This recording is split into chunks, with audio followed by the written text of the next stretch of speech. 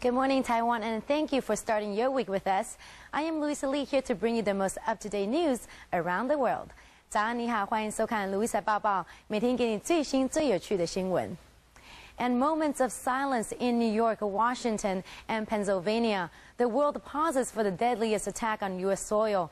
Memorial ceremonies have been carried out in honoring the 9/11 victims, with President Barack Obama helping to lead the New York commemoration of the 10th anniversary of the 9/11 attacks, which killed 2,977 people.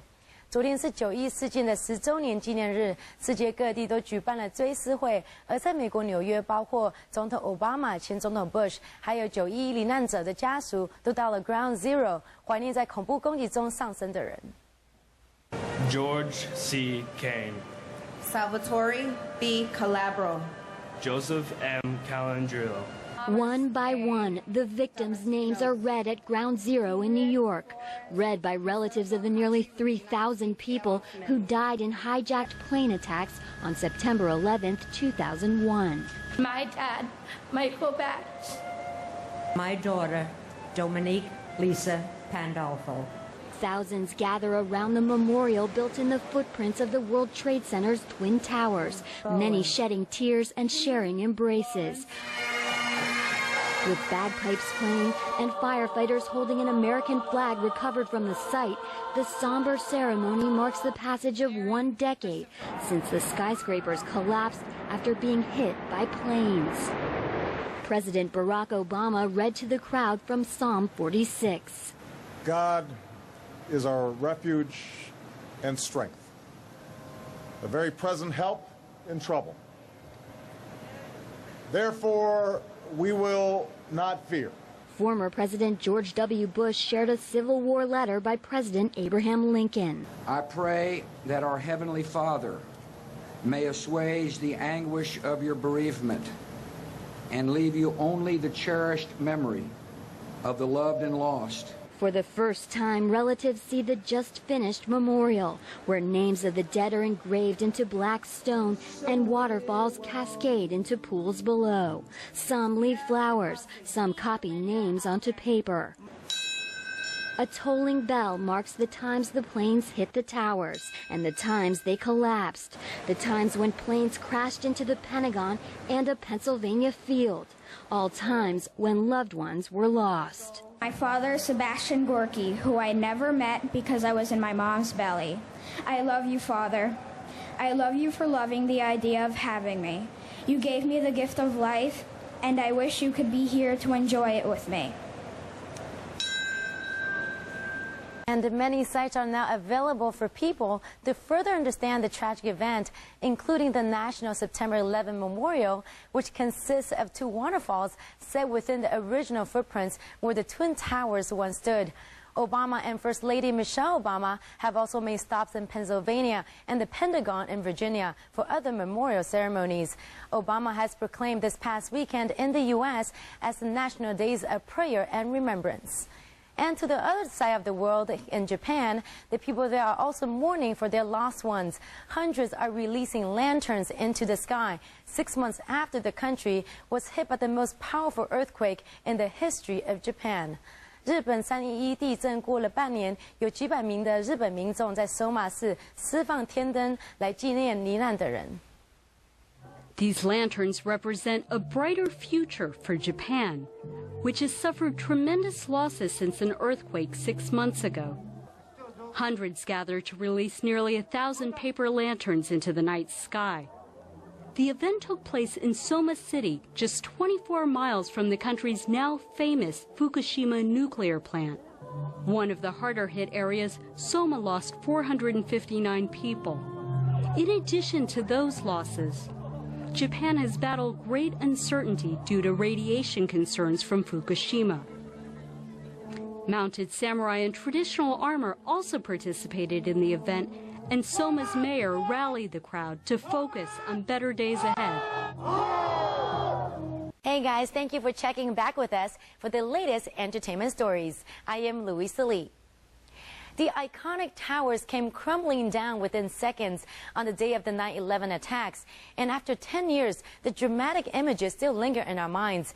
Today, the celebrities are speaking out about their personal experience in dealing with the devastating incident and marking the 10th anniversary of one of the greatest tragedies in the U.S. this past Sunday, which killed nearly 3,000 people and altered the course of history. 9/11事件在很多人的心里都留下深刻的记忆，而对明星们来说，他们又是如何看待呢？我们带你来看看我们的整理报道。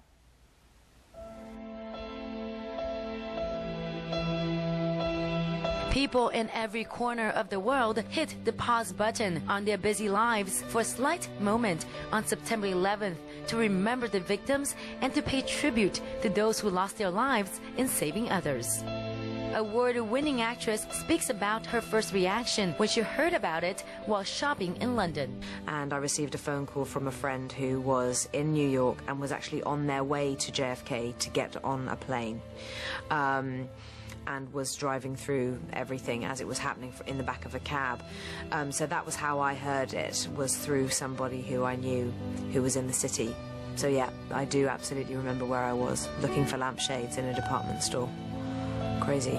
Canadian actor Ryan Gosling, who was in his homeland at the time, recalls what it was like for him. Well, my memory of that day was it was surreal because I was at the Toronto Film Festival, which, you know, was close but so far away, and my sister was in New York, so it was a really scary time for me, and just surreal walking around the streets, and, you know, and everybody stopped being these characters that they were playing, and they all just became people who were worried about people that they knew, and it's hard to explain. It was kind of like a nightmare. Yeah. And back at home in New York City, actor Paul Giamatti and Philip Seymour Hoffman speak about how the pain will always be there.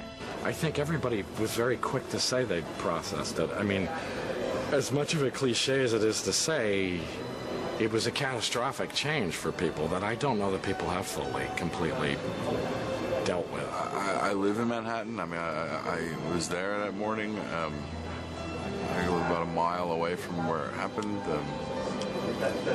So I think there's a personal remembrance of that that's pretty hard to shake. You really thought the world was something was changed for good forever. And I think that's true.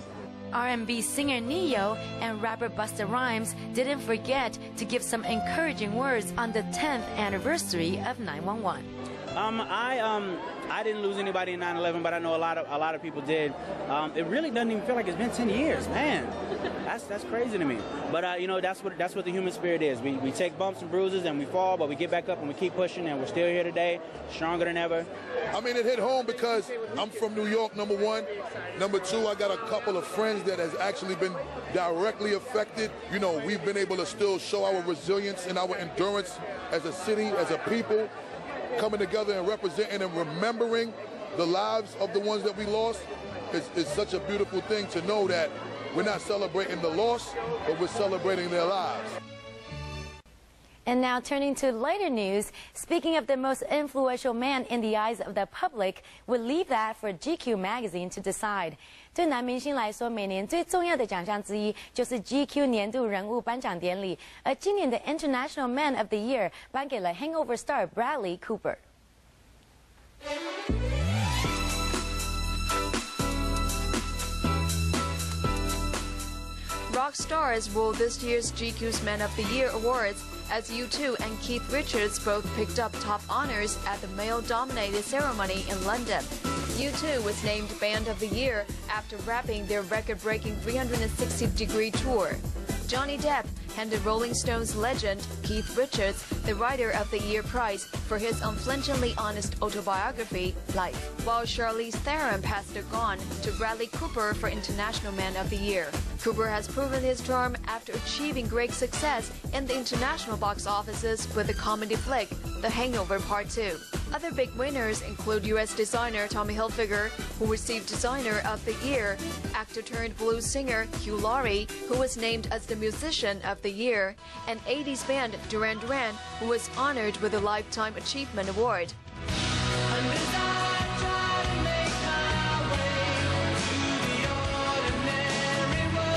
Meanwhile, Meanwhile, Dutch supermodel Lara Stone was the only female celebrity recognized in the GQ ceremony as the Woman of the Year.